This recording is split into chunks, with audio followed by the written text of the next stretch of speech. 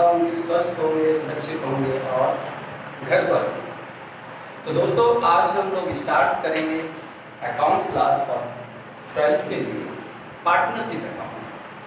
अब partnership accounts में हम लोग आज जो टॉपिक सीखने हैं उनकी चर्चा करेंगे और क्या क्या टॉपिक हैं हम उनकी चर्चा करेंगे। तो दोस्तों ये पार्टनरशिप अकाउंट्स के हमारे पास टॉपिक है। फंडामेंटल ऑफ पार्टनर्स के टॉपिक्स हमारे पास हैं, डेफिनेशन पार्टनर्स की, फीचर्स पार्टनर्स के, right and duties, partnership deed और एब्सेंस ऑफ पार्टनरशिप। उसके बाद बेटे ये आते हैं पहले थ्योरेटिकल टॉपिक्स, उसके बाद हम अकाउंटिंग टॉपिक पर चर्चा करेंगे। अकाउंटिंग टॉपिक्स में हम लोगों को क्या सीखना है। फर्स्ट पॉइंट हम P&L एप्रोप्रिएशन अकाउंट्स कैसे प्रिपेयर करते हैं ये सीखेंगे, लेकिन P&L एप्रोप्रिएशन प्रिपेयर करने के लिए हमें किन किन की कैलकुलेशन की जरूरत होती है हमें ये सीखना है। जैसे इंटरेस्ट ऑन ड्राइंग कैसे कैलकुलेट किया जाएगा, इंटरेस्ट ऑन कैपिटल कैसे कैलकुलेट किया जाएगा, कमीशन या सैलरी कैसे कैलकुलेट करेंगे और रिजल्ट कैसे क्रिएट करेंगे और पार्टनर्स को प्रॉफिट कैसे डिस्ट्रीब्यूट करेंगे। फिर हमारा सेकंड टॉपिक आता है पार्टनर्स कैपिटल अकाउंट कैसे प्रिपेयर करेंगे, करंट अकाउंट कैसे प्रिपेयर करेंगे और पास्ट एडजस्टमेंट क्या होती है और guarantee of minimum profit. In topics की हम चर्चा करेंगे। तो दोस्तों आज जो हम लोग स्टार्ट करने वाले हैं, आज हम थ्योरेटिकल टॉपिक पर चर्चा करेंगे और थ्योरेटिकल टॉपिक्स में आज का जो हमारे टॉपिक्स है, डेफिनेशन पार्टनर्स की क्या है, फीचर्स क्या है पार्टनर्स के, पार्टनरशिप डीड क्या होती है और जब डीड नहीं होती है एब्सेंस ऑफ पार्टनरशिप डीड तब क्या करें। तो आज हमारे 4 टॉपिक्स हैं जिन पर हम लोग चर्चा करेंगे। तो दोस्तों स्टार्ट करते हैं, हम पार्टनर्स के बारे में समझते हैं। पार्टनर्स होते क्या हैं। अच्छा दोस्तों, हम लोगों ने जो 11th क्लास में बिजनेस की बात की थी उसमें जो बिजनेस था वो सोल प्रोप्राइटरशिप बिजनेस था। सोल प्रोप्राइटरशिप बिजनेस का मतलब सिर्फ बिजनेस को एक चलाने वाला होता था। लेकिन दोस्तों यहाँ जो हम जिसकी बात कर रहे हैं यहाँ एक नहीं, यहाँ पर पार्टनर्स की बात कर रहे हैं कि पार्टनरशिप बिजनेस क्या होता है, पार्टनर्स होते क्या है। तो बेटे पार्टनरशिप बिजनेस में एक एक्ट लागू होता है, इंडियन पार्टनरशिप एक्ट 1932। अच्छा, इंडियन पार्टनरशिप एक्ट मींस इसके रूल्स और रेगुलेशन। कहने का मतलब ये है कि एक्ट ने किसको पार्टनर्स बोला है हमें ये समझना है। तो समझते हैं एक्ट के अकॉर्डिंग हु आर पार्टनर्स, कौन है पार्टनर्स। देखो जी, एक्ट मतलब लॉ है और लॉ जिसको पार्टनर्स कहता है हमें वही मानना है। तो ध्यान से समझना है कि डेफिनेशन है। सेक्शन 4 इंडियन पार्टनरशिप एक्ट का सेक्शन 4 बताता है कि पार्टनर्स क्या है। हालांकि देखो ये हम लोगों ने बिजनेस स्टडीज में 11th क्लास में पढ़ा हुआ था, आप लोगों को लग रहा होगा यार ये तो बिजनेस पढ़ रहे हैं हम लोग, लेकिन बेटे चैप्टर का नाम है फंडामेंटल ऑफ पार्टनर्स। मतलब पहले हम लोग बेसिक्स जान लें, बेसिक्स क्या है। अकाउंटिंग टॉपिक स्टार्ट करेंगे तब तो मजा ही अलग होगा, इससे पहले थोड़ा सा हमें जानना जरूरी है। आप लोगों ने 11th क्लास में पढ़ा लेकिन फिर भी समझ लेते हैं थोड़ा सा क्या है पार्टनर्स। तो सेक्शन 4 इंडियन पार्टनरशिप एक्ट 1932 कहता है जब 2 या 2 से अधिक व्यक्ति साथ मिलकर लाभ कमाने के उद्देश्य से या लाभ विभाजन के उद्देश्य से जो बिजनेस स्टार्ट करते हैं हम उन्हें पार्टनर्स कहते हैं। क्या बोला मैंने, जब 2 या 2 से अधिक व्यक्ति लाभ कमाने के उद्देश्य से या लाभ विभाजन के उद्देश्य से जो बिजनेस स्टार्ट करते हैं उसे पार्टनर्स कहते हैं। मतलब ये हिंदी वालों के लिए मैंने बोला है, जरा इंग्लिश में सुन लें इसी को। तो when 2 or more person started business with profit motivation or profit and loss distribution called partners. So when 2 or more person started business with profit motivation or profit and loss distribution called to partners, हम इनको क्या कहते हैं, partners कहते हैं। जैसे दोस्तों समझते हैं फॉर एग्जाम्पल ले लेते हैं और समझते हैं इसको। ये दोस्तों है मिस्टर, ले लेते हैं ये मिस्टर कालू है, और दोस्तों ये और एक व्यक्ति है मिस्टर। इन दोनों ने एक बिजनेस स्टार्ट करा। ये दोस्तों एक बिजनेस है जिसका कुछ भी नाम ले लेते हैं, चलो जी एक्स या KL एसोसिएट ले लेते हैं।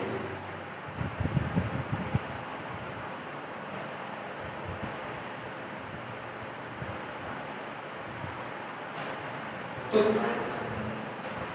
मिस्टर कालू और लालू ने एक बिजनेस स्टार्ट करा और एग्री हुए कि जिसमें जो प्रॉफिट या लॉस होगा हम उसको शेयर करेंगे, मतलब डिस्ट्रीब्यूट करेंगे। तो ये दोनों दोस्तों पार्टनर्स हैं। अच्छा, अब आज दूसरी बात हम चर्चा करते हैं पार्टनरशिप फर्म की। तो दोस्तों जिस नाम से बिजनेस स्टार्ट करते हैं उसको पार्टनरशिप फर्म बोलते हैं। पार्टनर्स कौन थे? अभी बोला था हमने कि दो या दो से अधिक व्यक्ति लाभ कमाने के उद्देश्य से जब बिजनेस स्टार्ट करते हैं तो उनको हम पार्टनर्स कहते हैं, और जिस नाम से बिजनेस स्टार्ट करते हैं उसको पार्टनरशिप फर्म कहा जाता है। मतलब which name for collective business called to partnership firm, तो हम उसको पार्टनरशिप फर्म बोलते हैं। अच्छा, टॉपिक देखो, डेफिनेशन हमने सीखी कि पार्टनर्स क्या है और पार्टनरशिप फर्म क्या है। थोड़ा सा इसके हम फीचर्स को जान लेते हैं कि फीचर्स क्या होते हैं।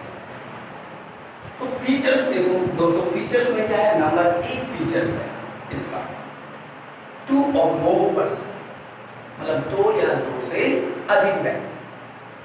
अच्छा, मैक्सिमम कितने पर्सन होंगे वो हम चर्चा बाद में करेंगे, लेकिन अभी हमें इतना सीखना है कि 2 कम से कम, आपको पता है पार्टनर्स में 2 व्यक्ति होगा, एक अकेला व्यक्ति कभी पार्टनर्स हो ही नहीं सकता। तो 2 या 2 से अधिक व्यक्ति क्या होते हैं, पार्टनर। तो पहला फीचर है 2 और मोर पर्सन। लेकिन दोस्तों याद रखना, इसमें कुछ पर्सन इन्वॉल्व नहीं होते हैं। एक्ट कहता है कौन से पर्सन इन्वॉल्व नहीं होते हैं उसकी बात करते हैं। तो एक्सेप्ट किस पर्सन को छोड़कर, नंबर 1 माइनर को छोड़ दिया जाता है। माइनर कौन?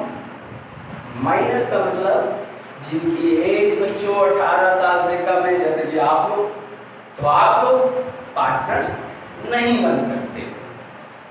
अब आप कह रहे हो सर ये तो हमने बिजनेस स्टडी में पढ़ा था कि 18 साल से कम उम्र का व्यक्ति पार्टनर्स बन जाता है। हाँ जी, बिल्कुल सही पढ़ा था। उसमें कुछ एक्सेप्शनल केस कि पार्टनर 18 साल से कम का जो बनता है वो बेनिफिशियरी पार्टनर बनता है, मतलब सिर्फ लाभ में उसका हिस्सा होता है, लॉस में उसका हिस्सा नहीं होता है। अच्छा, तो पहला माइनर नहीं होना चाहिए, दूसरा अनसाउंड माइंड नहीं होना चाहिए। अनसाउंड माइंड मतलब माइंड में कोई साउंड ही नहीं है यार, माइंड में साउंड नहीं है मतलब सिंपल पागल है, तो उसे भी एक्ट कहता है, उसे भी पार्टनर्स नहीं बनाते हैं। अच्छा, तीसरा पर्सन डिस्क्वालिफाइड बाय लॉ, ऐसा व्यक्ति जिसको लॉ ने डिस्क्वालिफाई किया हुआ है। डिस्क्वालिफाइड मतलब जिसे लॉ कहता नहीं जी इसके साथ बिल्कुल मत करना बिजनेस, ऐसा कौन सा व्यक्ति? जैसे जानते हैं आप सभी लोग, कुछ हमारे मित्र बैठे हैं, कह रहे जी दाऊद मेरा जानने वाला है और मैं उसके साथ बिजनेस करूंगा, तो आप बताओ हमारा लॉ क्या कहता है? दाऊद को डिस्क्वालिफाई किया गया है, तो हम उसे पार्टनर्स नहीं बनाएंगे। तो पहला फीचर हम लोगों ने क्या सीखा? 2 और मोर पर्सन होने, मतलब 2 या 2 से अधिक व्यक्ति होंगे जिसमें कौन नहीं होगा? माइनर नहीं होगा, अनसाउंड माइंड नहीं होगा, और पर्सन डिस्क्वालिफाइड बाय लॉ वो नहीं होगा। अच्छा, सेकंड फीचर इसका बिजनेस। सेकंड फीचर बिजनेस है, मतलब एक बिजनेस का होना चाहिए। डजंट मैटर बेटे बिजनेस रजिस्टर्ड है या नहीं रजिस्टर्ड, ये मैंडेटरी नहीं है। पार्टनरशिप बिजनेस के लिए हो सकता है बिजनेस रजिस्टर्ड हो सकता नहीं भी हो, लेकिन लीगल बिजनेस होना चाहिए, इलीगल बिजनेस नहीं होना चाहिए। जैसे लॉ कहता है ये लीगल है, जैसे सपोज दैट हमारा इंस्टीट्यूट है और हम उसमें 2 लोग हैं जो इंस्टीट्यूट को चलाते हैं, लेकिन अगर मान लो सपोज दैट हमारा इंस्टीट्यूट रजिस्टर्ड नहीं है, फिर भी वो लीगल है तो पार्टनर्स हैं। तो सेकंड पॉइंट बेटे बिजनेस बताया मैंने, बिजनेस मतलब लीगल होना चाहिए, जरूरी नहीं कि वो रजिस्टर्ड है या नहीं है। अच्छा बस सीखेंगे थोड़ा सा कि रजिस्ट्रेशन के क्या फायदे होते हैं और नहीं रजिस्टर्ड कराया तो क्या फायदे होते हैं, उसको थोड़ा सा हम जान लेते हैं। जैसे मान लो मेरा बिजनेस है, मैंने रजिस्टर्ड नहीं कराया, अब मैंने रजिस्टर्ड नहीं कराया और किसी स्टूडेंट हमसे पढ़ते हैं, सपोज उन्होंने हमें फीस नहीं दी, तो हम उन पर केस नहीं कर सकते क्योंकि हमारा बिजनेस रजिस्टर्ड नहीं। और सपोज दैट उन्होंने हमें फीस दी और हमने उन्हें पढ़ाया नहीं, तो वो केस कर सकते हैं, इसलिए इसका रजिस्ट्रेशन ना कराने का थोड़ा सा लॉस होता है। अच्छा तीसरा पॉइंट एग्रीमेंट।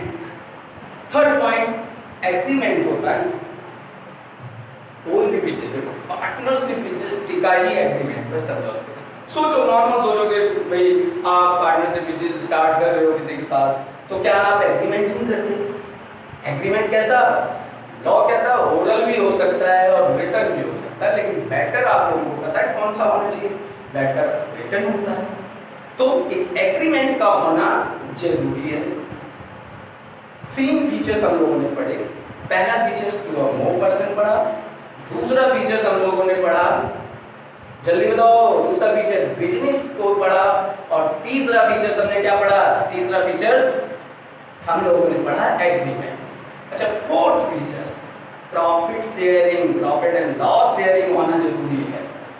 आप बताओ अगर कोई भी, जैसे मैं हूं और हमारा एक और साथी है, 2 पार्टनर्स हैं, अब एक बात बताओ, मैं सोच रहा हूं कि मैं ही प्रॉफिट दूं उसे प्रॉफिट ना दूं, तो क्या ये पार्टनर्स हैं? एक पार्टनर्स का मतलब सुख दुख के साथ, प्रॉफिट होगा तो उसमें हिस्सेदारी, लॉस होगा तो उसमें हिस्सेदारी, इसका मतलब प्रॉफिट एंड लॉस शेयरिंग होना जरूरी है। और अब हम जो पढ़ने जा रहे हैं लास्ट फीचर्स कि बिजनेस सब मिलकर चला सकते हैं, जितने भी पार्टनर हैं सब मिलकर बिजनेस चला सकते हैं, और सबके बिहाफ पर एक अकेला व्यक्ति भी बिजनेस चला सकता है। फिर से सुनो, बिजनेस सब मिलकर चला सकते हैं और सबके बिहाफ पर एक व्यक्ति भी बिजनेस को कैरी कर सकता है। जरा समझते हैं उस बात को कि कैसे ऐसा क्या होता है। तो जैसे मान लो सपोज दैट इसमें इस एग्जांपल में एक पर्सन और इन्वॉल्व कर लेते हैं, एक पर्सन और है, मान लो ये मिस्टर एक्स ले लेते हैं, ये मिस्टर एक्स। अच्छा दोस्तों सुनो, मान लो सपोज दैट ये तीनों ने एक बिजनेस स्टार्ट करा और प्रॉफिट लॉस शेयरिंग की, लेकिन इन दोनों ने ये कहा, सपोज दैट इनके पास पैसा बहुत है, इसके पास इतना पैसा नहीं है, इन दोनों ने इसके सामने एक ऑप्शन रखा कि देखो जी हम लोग आ नहीं पाएंगे, बिजनेस को आप कैरी करें। अब दोस्तों ऐसा लग रहा है कि ये अकेला बिजनेस चला रहा है तो ये पार्टनर्स नहीं है, गलत। इसका मतलब ये जो बिजनेस चला रहा है इसके इन लोगों के बिहाफ पर कैरी कर रहा है, और इसका मतलब इस बिजनेस को जो भी प्रॉफिट होगा वो इन तीनों में बांटा जाएगा। तो इसका मतलब ये कौन हुए?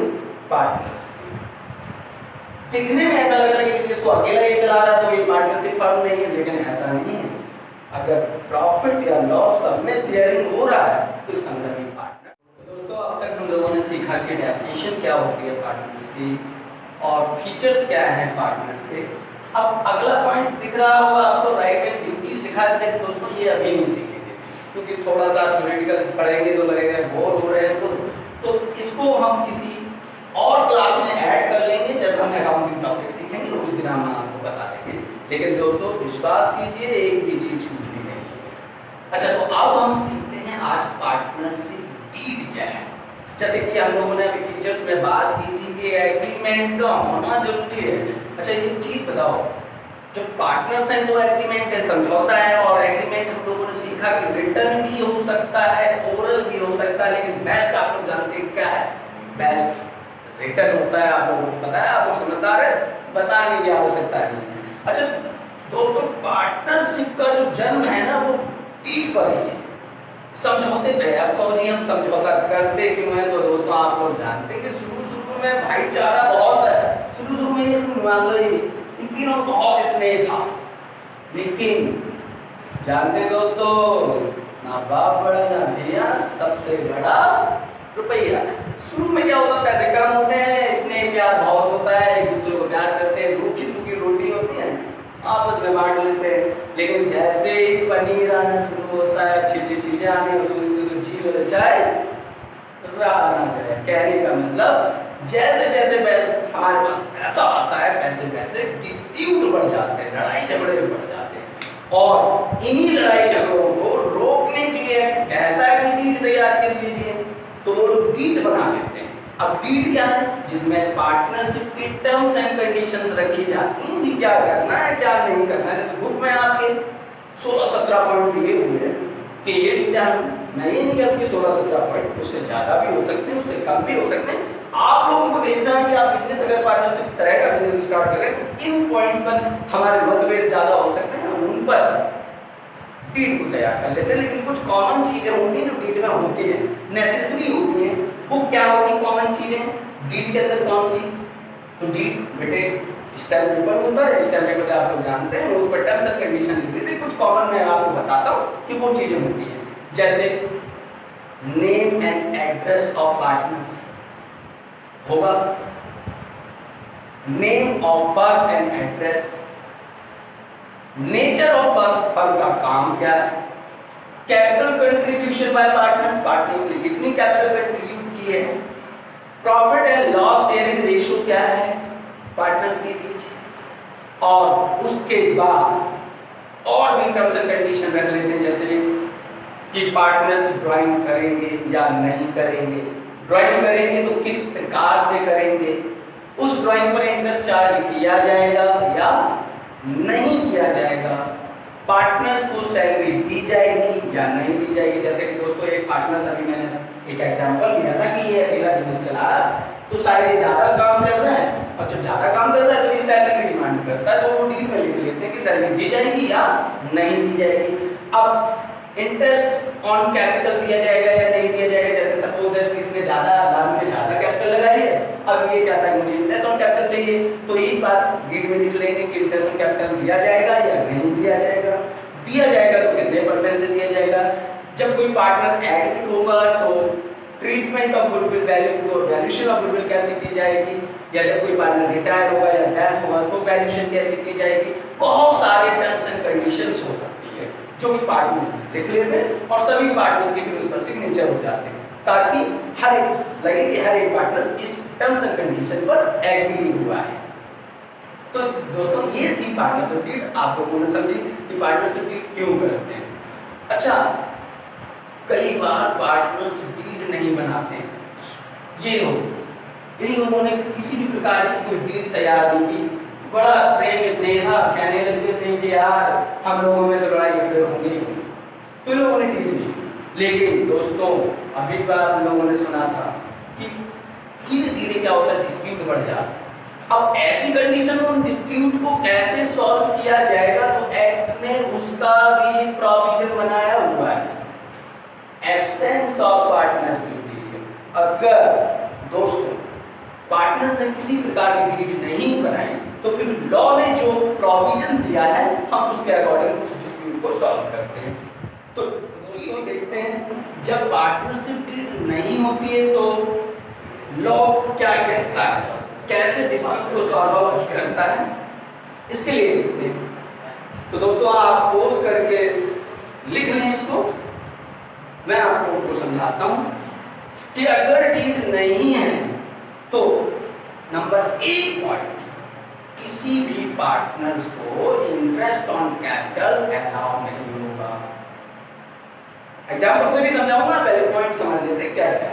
तो पहला पॉइंट है कि किसी भी पार्टनर्स को इंटरेस्ट ऑन कैपिटल अलाउ नहीं होगा, किसी भी पार्टनर्स को किसी भी तरह का रेम्युनरेशन नहीं दिया जाएगा, कहने का मतलब सैलरी या कमीशन की डिमांड करता है वो भी नहीं दिया जाएगा।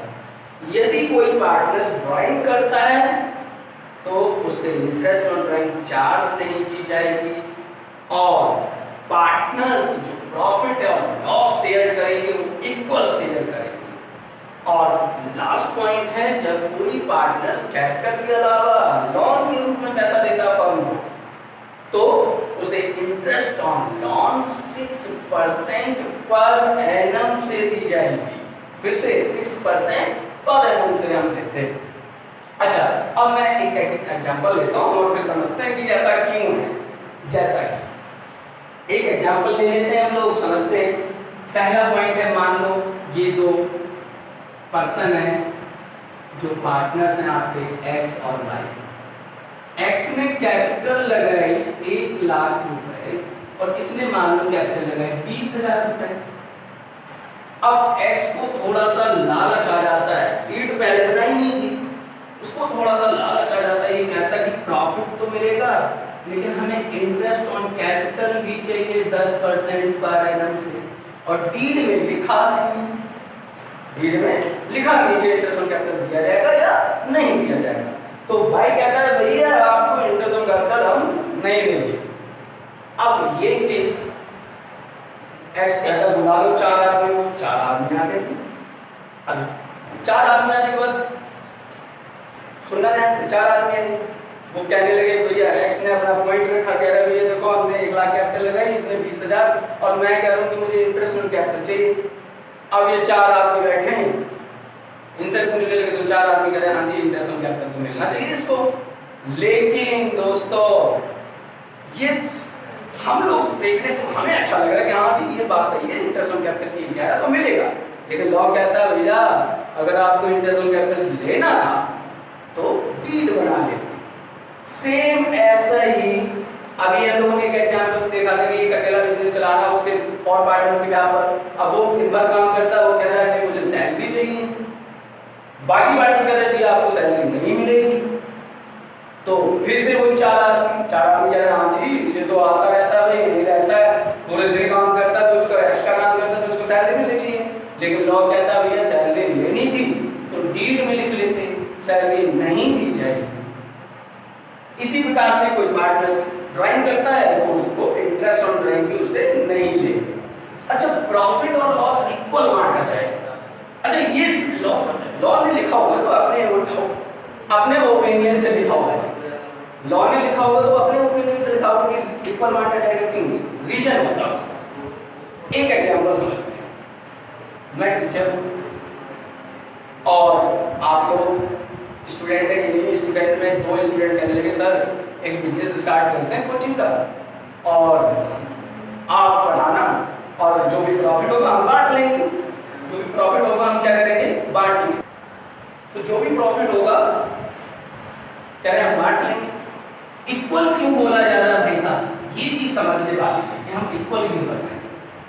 क्या होता है डीड में, अभी एक चीज हम लोगों ने समझी थी कि जो स्टूडेंट ने कहा कि मैंने कहा स्टूडेंट से कहने लगा मैं कि जी हमारे पास तो देखो जी पैसा है ही नहीं, कह रहे सर कोई बात नहीं आप पैसा मत लगाओ, जो भी प्रॉफिट होगा हम बांटेंगे। मैंने कहा ठीक है जी, हम उनके पार्टनर बन गए। बाद में ये कहने लगे जी देखो हम जो प्रॉफिट बांटेंगे वो कैपिटल रेशो में बांटेंगे। अब जरा देखो मान लो इसने 1 लाख लगाया, इसने 20,000 लगाया और मैं ले लेता हूँ, मेरा नाम जैड है, मैंने कुछ भी नहीं लगाया, तो इस हिसाब से तो अगर कैपिटल रेशियो बनाएंगे तो मेरा तो 0 बनेगा, मुझे तो प्रॉफिट मिलेगा ही नहीं। तो इसलिए लॉ कहता है कि अगर आपको जैसा करना था, अगर कुछ ऐसा करना था तो डीड में लिख लेते। इसीलिए चाहे किसी ने कैपिटल लगाई हो या ना लगाई हो, चाहे ज्यादा लगाई हो, सब में प्रॉफिट इक्वल बांटा जाएगा। और लास्ट जो एग्जांपल मैंने बताया था कि किसी पार्टनर्स ने लोन के रूप में पैसा दिया और बाद में वो कहता है कि जी मार्केट में 15% से रेट चल रहा है, मुझे 15% से इंटरेस्ट चाहिए। तो लॉ कहता है इंटरेस्ट तो दिया जाएगा, क्योंकि आप अगर पैसा किसी और से लेते, जैसे बैंक से लेते लोग, तो आप उसको इंटरेस्ट देते। तो लॉ कहता है इंटरेस्ट तो मिलेगा लेकिन जितना आप कह रहे हैं ना उतना नहीं, इंटरेस्ट सिर्फ 6%। दोस्तों आज हम लोगों ने जितना सीखा उसको 5 मिनट के अंदर मैं आपको मेमोराइज कराता हूँ कि हम लोगों ने सीखा क्या है। सबसे पहले हम लोगों ने सीखा था कि पार्टनर्स क्या होते हैं, तो उसमें सीखा था when 2 or more person started with profit motivation और profit and loss distribution called to partners. और जिस नाम से बिजनेस स्टार्ट करते हैं उसे पार्टनरशिप फर्म कहते हैं, which name is called collective business called partnership verb हमने उसके फीचर्स सीखे थे। फीचर्स में हमने 2 और 9% सीखा था, जिसमें नहीं होनी चाहिए, माइनर नहीं होनी चाहिए, अनसाउंड माइंड नहीं होना चाहिए, पर्सन डिस्क्वालीफाइड बाय लॉ नहीं होना चाहिए। फिर हमने दूसरा फीचर बिजनेस सीखा था, लीगल होना चाहिए, मैटर नहीं करता है कि रजिस्टर्ड है और रजिस्टर्ड पे मैंने हमने तीसरा फीचर सीखा था एग्रीमेंट का होना बहुत जरूरी है। और चौथा फीचर हम लोगों ने सीखा था प्रॉफिट शेयरिंग होनी जरूरी है। और पांचवा फीचर हम लोगों ने सीखा था कि बिजनेस एक के द्वारा और सबके द्वारा भी जलाया जा सकता है। ये फीचर सीखे थे। और फिर हमने पार्टनरशिप डीड के बारे में सीखा था कि पार्टनरशिप डीड में टर्म्स एंड कंडीशंस हो जाती हैं, वो रख लेते हैं पार्टनर्स। और जब पार्टनरशिप डीड नहीं होती है वो अभी हम लोगों ने सीखा तो क्या करते हैं, कैसे उसको सॉल्व आउट करते हैं। अच्छा दोस्तों, आज आप लोगों ने क्या सुना, ध्यान दीजिए दोस्तों। अगर हमें अच्छे मार्क्स चाहिए तो टीचर्स की बात हमें केयरफुली सुनना चाहिए। जैसे कि आप लोग जानते हैं क्लास के अंदर 30-40 स्टूडेंट बैठे हैं और टीचर एक है पढ़ाने वाला, तो वो तो इक्वली सबको पढ़ा रहा है, लेकिन आपने क्या एब्जॉर्ब करा ये डिपेंड करता है आपके ऊपर कि आपने सुना कैसे। अगर जितना अच्छा सुना होगा, जितना अच्छा समझा होगा, उतने अच्छे मार्क्स आएंगे। तो क्या सुना आपने, आपके सामने मैं आपके 2 क्वेश्चन रखता हूँ और आप लोगों को उसके जवाब देने हैं। अगले क्लास में, अगली वीडियो में आप लोग अपने जवाब को लिख कर दीजिए। नंबर 1, एक एग्जांपल लेते हैं और समझाऊंगा मैं, और ये मुझे बताना है, बस ओरली बता देना लिख कर।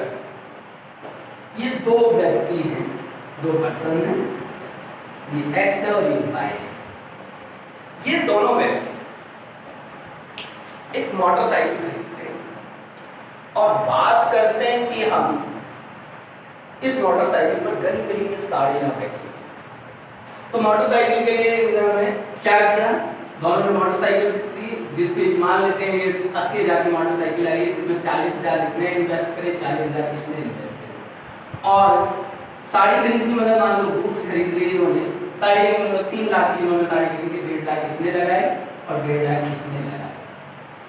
उसके बाद ये लोग कहते हैं कि जो हम अपना प्रॉफिट या लॉस होगा हम इक्वल बांट लेंगे। अब मान लेते हैं कि ये 3 लाख की साड़ी लोगों ने 5 लाख में बेच दी, इनको सेल कर दिया इसने 5 लाख, और आपस में जो प्रॉफिट लॉस बांट लेते हैं, ये 2.5 लाख का प्रॉफिट ले।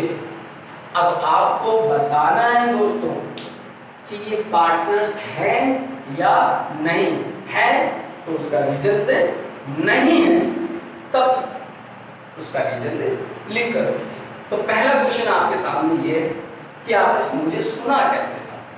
अच्छा, सेकंड क्वेश्चन मैं और रख रहा हूं दोस्तों। सेकंड क्वेश्चन ये रहा, when partnership deed is silent then interest on loan is charged. जैसा कि हम लोगों ने सीखा था कि जब पार्टनरशिप डीड साइलेंट होती है, एब्सेंस ऑफ पार्टनरशिप डीड, तो इंटरेस्ट ऑन लोन कितने % से चार्ज किया जाता है। ऑप्शन है 9%, 12%, 6% और none of these. D option है आपका नन ऑफ दीज। इसका आंसर आप हमें वीडियो में कमेंट करके भेजें।